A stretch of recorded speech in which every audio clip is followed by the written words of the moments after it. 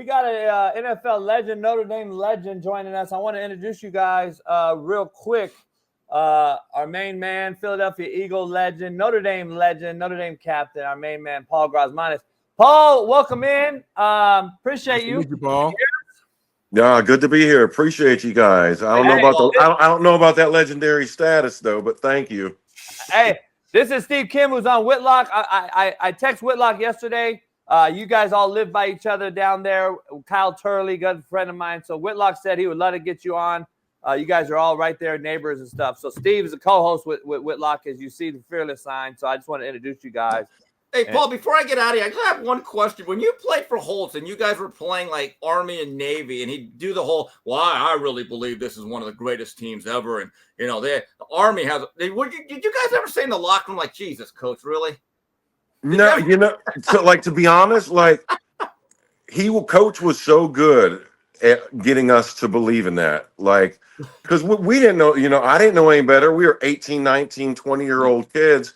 And when you get somebody like Coach Holtz with his, with his past, his experience, his success, man, you're buying into it. Like, I didn't know any better. All I knew was to be scared as hell out of that triple option and, them rolling up on D linemen's ankles and whatnot. So, like, hey, he put some fear in us. Hey, Paul, you on your phone? Yes, sir. Can you turn it sideways? There we go. There we go. Just for when we do video clips later on, our guy cuts them and stuff. So, yeah. Hey, Paul, real quick. Hopefully you guys are right there. You guys can all link up with Steve. That'd be awesome. Yeah, you're all out there in that same area. Tell me what you were tell Steve what you were telling me the other day about when you moved out that way, and then you still talk to Andy Reid and everything from your Eagle days, and how great of a dude he is. Because you clown with me about the Mahomes thing. Steve loves Mahomes too. Whitlock is a Kansas City Chiefs. I like Mahomes. These guys are Chiefs. These guys are just Mahomes. No, but wait a minute. I've said this before. In my view, because of my age, the greatest quarterback, in my view, all things being equal, is Cool Joe Montana. I think his ability to throw on time, his footwork was absolute ballet. But again, I'm old. I don't put Tom Brady or anyone else above. And I was a Ram fan growing up. That guy tormented my football childhood. I'm a Montana guy, begrudgingly. Well, hey, I'm okay with that. That's Notre Dame right there. No doubt. So you'd like him. But yeah, with Coach Reid, having played for him for 6 years, I was there. I was new to Philadelphia when he got there, and the way he rebuilt that team, got rid of the people from the old regime, if you will. And built the team the way he wanted it, and had all the success. We had, those NFC championship runs. We had the Super Bowl there, and then fast forward a few years later when he ends up in Kansas City and he's doing it all over again. I mean, Coach Reid I can't say enough good things about him. He's been a blessing to my family and I. My son, he's, it speaks volumes when you get an NFL coach that, so over the summer, I get a random package in the mail, and the package is full of T-shirts and footballs and hats, and it's addressed to my son, right? And so when I think that's Coach Reid to me. He's managing a football team, and this is amidst everything, with Harrison Butker that was going on this summer. As a matter of fact, when I called him to thank him, he was like, yeah, I'm just putting out some fires right now.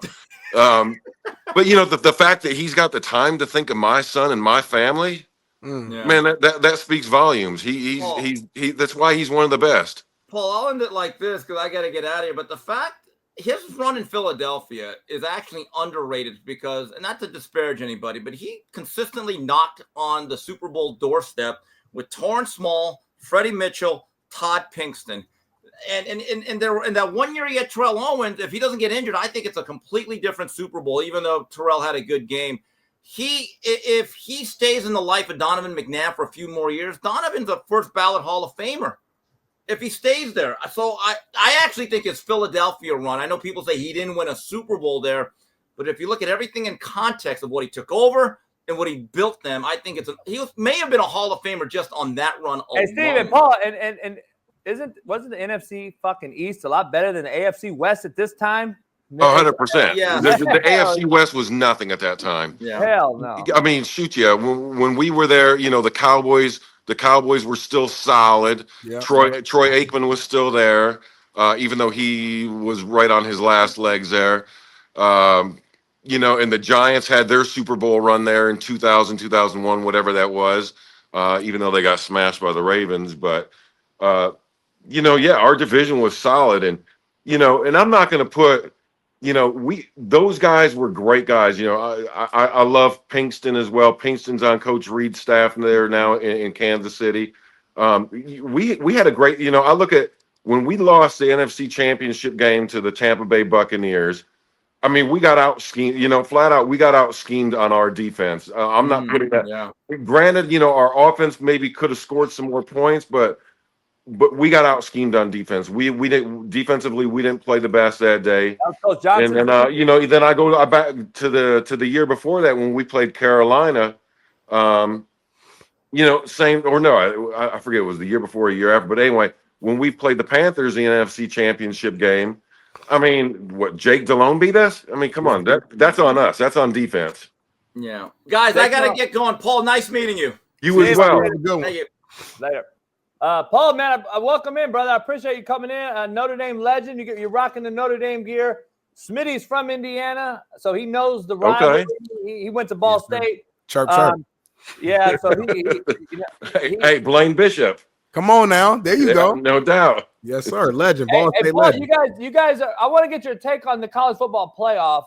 You got two teams from the state of Indiana in this thing. Where you at with them two playing each other? Is that something that you think the committee looked at and said, you know what, South Bend, getting involved? Where you at with that? And is Indiana kind of on your board as like a hated team since they're in state, or you really never crossed paths in that? I don't believe Indiana and Notre Dame ever crossed paths in recruiting, playing, even though they're not too far away. It's an in-state rivalry, but it's really not, right?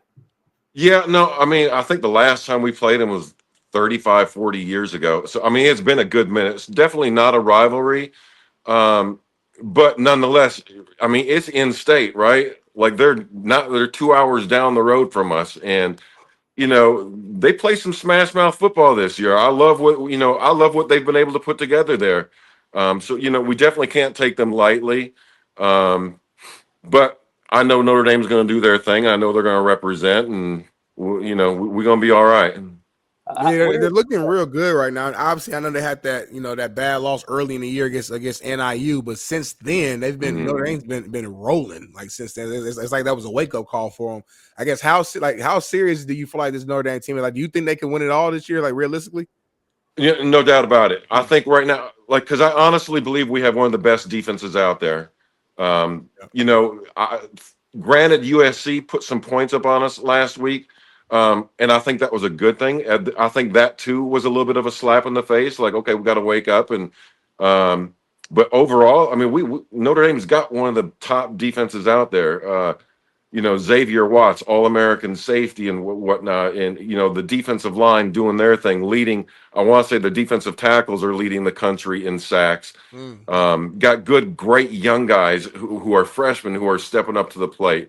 Guys like Bryce Young coming in playing defensive end and getting a couple of sacks. I mean, we got some studs there on that defense, and all Riley Leonard.